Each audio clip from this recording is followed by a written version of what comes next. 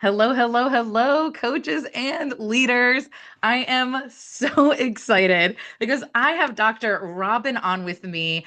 I, Robyne, I love your work. I Thank love you. how you think about how humans work, and you are really steeped in research and like how this all works. We're going to be talking about resilience today. Super pumped about this. But before we jump in, I wanted to welcome you to the show. I am so excited that you're here.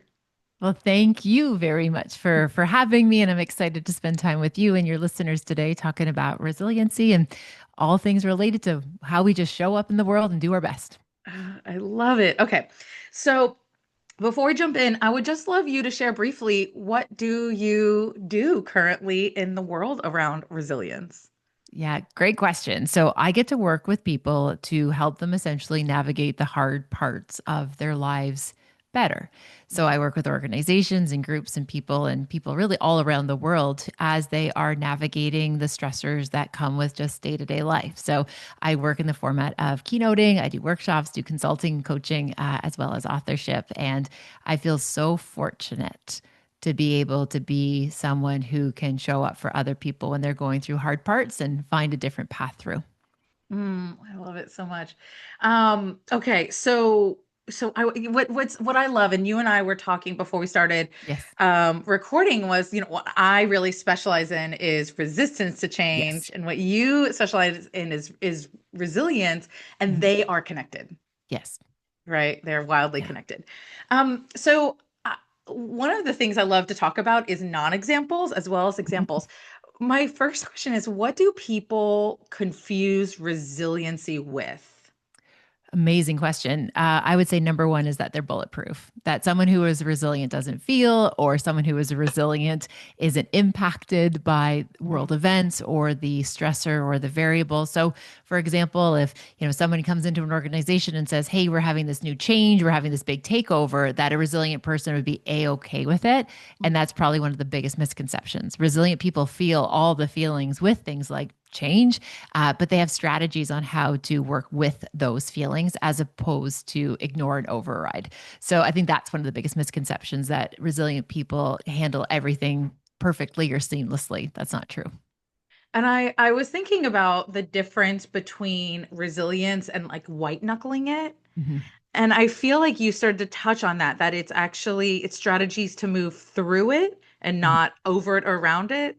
Yeah, you're totally picking up on that for sure. And the reality is there are going to be seasons in our Hmm. lives where we actually might have to white knuckle something. Like we might Yeah. have to sit through a very uncomfortable, difficult conversation, or we may have to sit through one of our adult children dating someone who wouldn't be our first choice, but we want to preserve the relationship. So there actually is a season and a role for just essentially bearing with something difficult.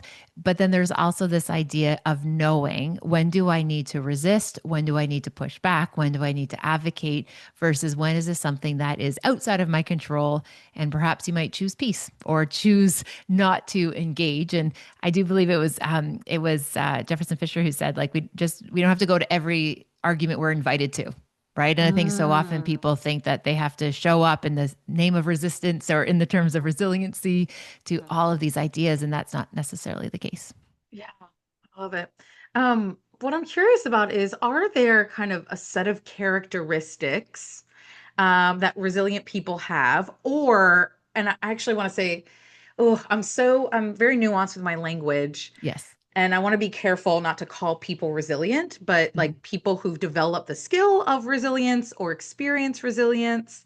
Um, are there a set of characteristics or strategies that your research has found that they utilize or have? Yeah, I absolutely appreciate the question and how you're asking it because there's no such thing as somebody who is Hmm. resilient. Hmm. We have different seasons of ability and in terms Hmm. of our level of being resourced. So resiliency isn't something we're born with that we have or we do not have. It's something that ebbs and flows over the seasons of our lives, but also situationally.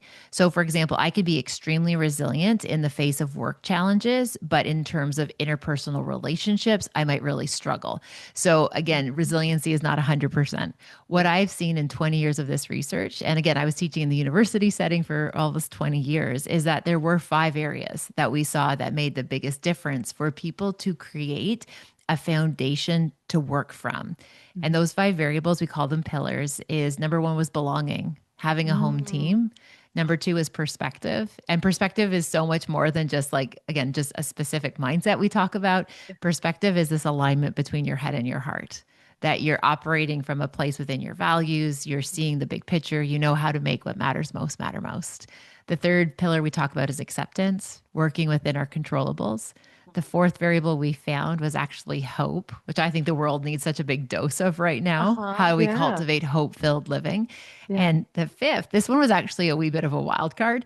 We actually learned that resilient people who practice resiliency, humor, that there was this component Yes. of humor, lighthearted and merriment that they were able to bring to pretty dark days. So those five together, belonging, acceptance, perspective, hope, and humor, we saw created the best foundation for people to operate from. Oh my gosh, I love this so much. Thank you for sharing all of that. I want to return to hope for a second because I've Yeah. dug into the hope research around Yep. my own catalyst mindsets and creating Yes. this framework and looking at what does optimism mean and then Mhm. what does hope mean and Yeah. how do they relate and how do they support each Mhm. other and something I found was research shows there's really like three elements to developing hope. That's what I found, and I would love to hear your kind of thoughts and what you know of as hope. I found is you need to know what the goal is Mhm. to have hope. Like, what are we actually trying to, what do we want? What do we want to achieve? We need to know multiple ways and multiple pathways. We need to know multiple ways to get there. And then we need to know that I can sustain the road to Yep. getting there. Is that what So you I found? love I love where you're going with this for sure. Yeah. To actually just take a tiny step back, the question that you asked, what's the difference between optimism and hope? Yeah. I think we'll then speak to answering the question you asked. Yeah. So optimism is attached to an outcome. Hope is the philosophy. So optimism is the goal-centered theory, which is Snyder's work on goal-centered pieces about hope. Yes. We're operationalizing it. And I think there's actually a big misconception, unfortunately, sometimes that optimism and this it's what we're looking for is strategies for optimism, which means that I'm attached to an outcome, so I will have a pathway, I'll have a diverse pathway to get there and I can sustain it. Yes. When I look at the practices and what I saw in my research around hope filledness, it's very much this idea of trusting. It's trusting that come what may, that you're well resourced. It's having a system philosophy where you know that you are able to figure things out and you trust that you and your loved ones and what matter most will work out. And what's so unique about that is it's not attached to outcome. And that's really the differentiator. That's so interesting. Thank you for sharing that. Mhm. Um, yeah, the research kind of crisscrosses a little bit. I'm now like thinking through all the studies I read and it maybe that's why I really appreciate you saying that. Maybe that's why I Yeah. was like, I never Yeah. quite got to the end of like, what is the relationship of optimism and hope? Fair. I'm like, well, they're related and here we are. Yeah, and Um, just if it's okay to hold space for that, like I yeah. love that you're bringing that forward because that was actually, so if you imagine these five pillars in human resiliency, and we actually see one of the greatest predictors is that piece around hope, but Hmm. even something that we think that, oh, we all know what we're talking about when we talk about hope, or for example in your work when we're talking about change, like we all know what that is, but it's like if we actually like drill down, it's like, whoa, are we talking about what we're talking about, or is this what it really means? And again, so I love when we have conversations that like unlock a whole other set of questions. And I think when Yes. we take that time to take those deeper dives is when we can really get to the good stuff, the real stuff, the stuff that will make the biggest impacts. Yeah. Ooh, thank you for sitting in that with me. That's so cool. I love this. Okay. I want to shift into what this looks like, it could look like in schools for the leaders and Yeah. coaches listening. Mhm. How can this is kind of a deep question, so we're gonna like, I'm here for how, it. I am here for how it. can we design? I want to talk about professional development first. How can Mhm. we design professional development for teachers in our schools?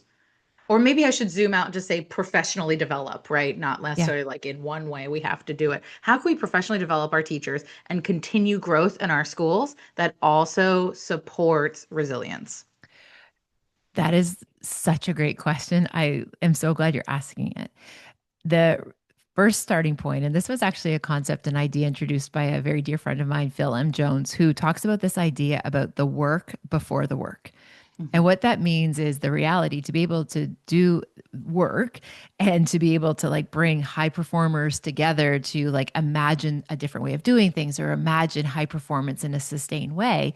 It requires work before the work.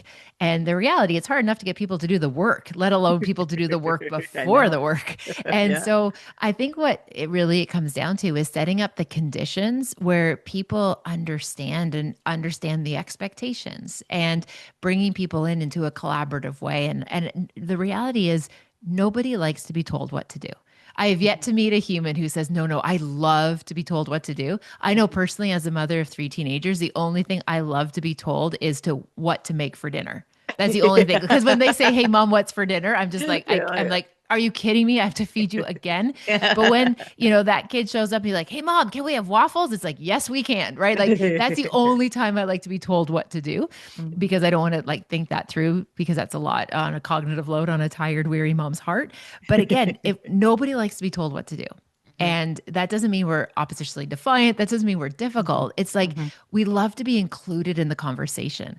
So I think just in terms of the origin on how do we create learning opportunities where we get buy-in, where we get engagement, where we get people enrolled and on board, is they have to be part of the process. So being Mhm. invited to the table after the play's already been designed, I think it's going to always meet resistance. When Mhm. we bring people in earlier in an authentic way, not just a checkbox kind of way, when Mhm. people are part of the solution and they see themselves as an important role in the solution, I think that's a starting place. I love it. Okay, so bringing people to the table when we're looking at solutions to what's happening in our schools, right, to Yeah. improve student outcomes. Okay. I love that. And that's actually, that really ties to, I have a teacher, like a levels of teacher engagement continuum that my dear friend, Dr. Chris Jones, created, and I Mhm. just use it all the time. And I it love it. really looks at, I talk about going beyond buy-in a lot Yeah. because buy-in is actually the line we have on the kind of the right side where it's like, sabotage, like, Yeah. the teacher engagement can be like sabotage or someone that's just like, I forgot the name for like, you're just not really doing much, you're Mhm. ignoring it all. And then in the middle of the continuum's buy-in. Yeah. And then the next one right there, the one right next to buy-in, this is terrible. I'm like forgetting. I think it's ownership and Yeah. or engagement maybe, but it's the distinction between buy-in and engagement Mhm. is when you're invited to the table. Yeah. I have to get you to buy in to this decision if I've made the decision or someone else has, and I'm just going to get you to want to do that. Yeah. So, a way that I simplify that, I love that work. I love that idea. A way that I use when I'm teaching that, for example, when I'm working with school leaders, is kind of thinking about, traffic lights. Okay. So, Mhm. in any population of any sorts, we are Mhm. going to essentially have three different sets of people, and Mhm. we're going to have the red light. They're not in. Right. And what often happens is we put so much of our energy and our resource and time to try and get those red lights to engage. And the Yeah. reality is a third of the group will not engage. Like you can Mhm. build the most beautiful PD, you can do all of the right things. Yeah. And for all of the reasons, which often is people who haven't done the work before the work, they're Mhm. going to stay red lights. And then you're going to have the people in the middle or the amber lights or the yellow lights, which they might go for it, right? So their readiness will be Mhm. Yeah. contingent on their sense of preparedness and their willingness to try. And then we always will have a third of the population are our green lights. And they're going to be your champions, they're going to be Yeah. your engagers, your early adopters. And Mhm. what often happens is we put so much of our resources and our energy towards those red light people that Mhm. we actually neglect the green lights. And I Mhm. think the Yeah. real challenge is if I'm looking at the odds, right? And if I can get my middle group closer to the green, Mhm. then there's a possibility that I could have up to 66% of my school population fully Yeah. engaged. But Yeah. again, if we're trying to pull up some of those resistors, the Mhm. chances are they're actually going to start to pull some of those people down and we're going Mhm. to start to get disengagement. We're going to start to Mhm. get folks who are feeling a wee bit frustrated and we Mhm. might lose some positive momentum. So I like to use the traffic lights and I like to put my energy in that middle to try and Mhm. bring them to the green light zone. Yes. All right. I love that. And it makes me think of the change adoption curve, Okay. where is that something you use in your work? A little bit. Yes. Yes. Yeah, Yeah. where it's like the middle, right? We want to have people, most of the people tend to be in the middle and Yeah. shifting them. Um, I want to kind of zoom out because a lot of the folks listening to this podcast do have one-on-one coaching conversations a lot. They're either Yeah. instructional leaders, instructional Yes. coaches, and I'm curious now, right? So we talked about kind of professional development and those, yeah, kind of situation. If we're going to look at one-on-one interactions Mhm. and specifically in kind of coaching interactions, what are ways people can support and grow resilience with teachers that they're working in that context? Yeah, it's a great question. I think there's many different en routes that we can take to explore that. But one of them that I think is helpful is this idea of often when we come to coaching, we are coming with the lens of error detection. What's not Hmm. working, what's broken, what's Yeah. missing, what's lacking. A place to start, I really encourage people to think about what is working. And when is an example, for example, in your past where you've been able to navigate a situation like this, and what did that take? What did that look like? We all have these continuums of these like hope stories, essentially, or our resiliency threads. And often when we're in the middle of a big stressful season or a stressful situation, we lose sight of Mhm. our capacity. And again, even just the nature of how we do coaching sessions, looking at, again, error detection, what's not working, what's broken. Essentially, I think we're, for all intents and purposes, inviting a little bit more of that into it. And we're giving a little bit too much airtime to all the things that aren't working Yeah. when our success leaves clues. And I Mhm. think Yeah. sometimes our job as a coach or as a leader, as an educator, is to help people reconnect with their skill sets and the clues that their success has left behind. So, again, somebody's going through a difficult conversation. Okay, so tell me about an experience where you've had a really positive outcome in a difficult conversation before. What strategies did you use then? I love Right? that. What did you lean into? And just, again, having them do a little bit of like harvesting of Mhm. their own experiences in a positive way, I think just invites that sense of, like we talked about before, about efficacy, right? Mhm. Their belief Yes. that they're able to have a positive impact on the situation. We just need to be reminded. We're Mhm. very, very good at forgetting how Mhm. good we are at navigating difficult things. And the Yes. gentle piece, as I often say to folks, is that we overemphasize the problem and underestimate our ability to fix it or show up in it. Yes. I love this so much. And I love that you said efficacy. It was like flashing in my Yeah. brain because I call that success mindset, right? It's part of my Yes. framework. But I was like, success mindset, right? And it's Bandura calls that mastery experiences, that Yes. we have to have our own self-efficacy. We Mhm. have to not only have those successful experiences, but then reflect on them. Yeah. Yeah. And then attribution theory is that we attribute it to ourselves. Like I That's did that. right. Yeah, I was able to do that. And another strategy I've shared with coaches before that has been quite fruitful and useful and a good return on your investment of time is to say, okay, so right now, if I was coaching, if we were in a coaching environment and you're telling me, Robin, this is kind of what's going on, I would start by saying, okay, how well resourced do you feel right now? Like, and Mm, you might be like, oh, I'm not feeling very resourced. I'm tired. I'm overwhelmed. I'm feeling kind of burned out. It's like, okay. So just imagine for a moment that you are able to like tap into yourself that is resourced, that mm, is rested, that is feeling really grounded and solid. How would she show up to this problem? And I love people start thinking like, oh, for heck, Robin, if I am well rested and caffeinated and like well fed, this is how I would do this. And it's like, mm, okay, well, that's still within your agency. Like, even though you might not feel that you can show up that way, the fact that you are able to connect with those feelings, the mhm. behaviors can come after.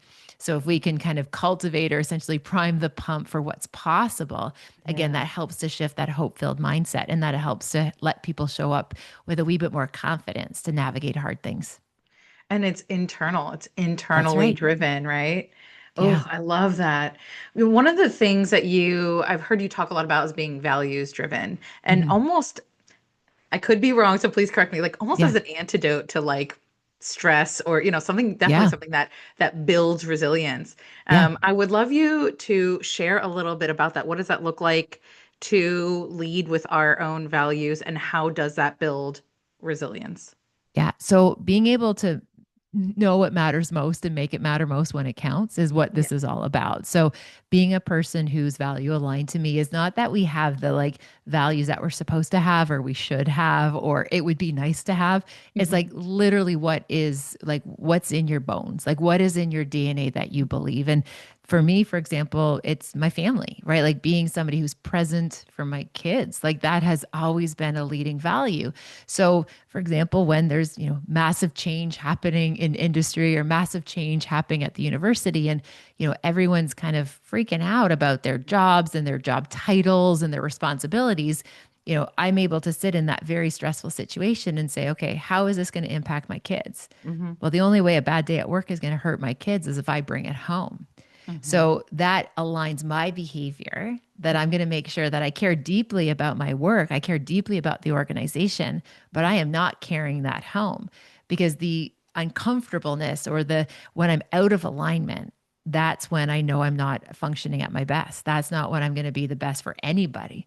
Mhm. So again, just really using that as this compass of, putting things in practice, again, if something's happening to my kids, that's going to be all consuming for me. If something's happening at work, I'm going to keep that within the refines of work because if I'm value aligned with being present for my family, I'm not going to bring that in the front door. Oh, I love that. That's a really great example. Thank Um, you. Oh, thank you. Thank you for saying that. Mhm.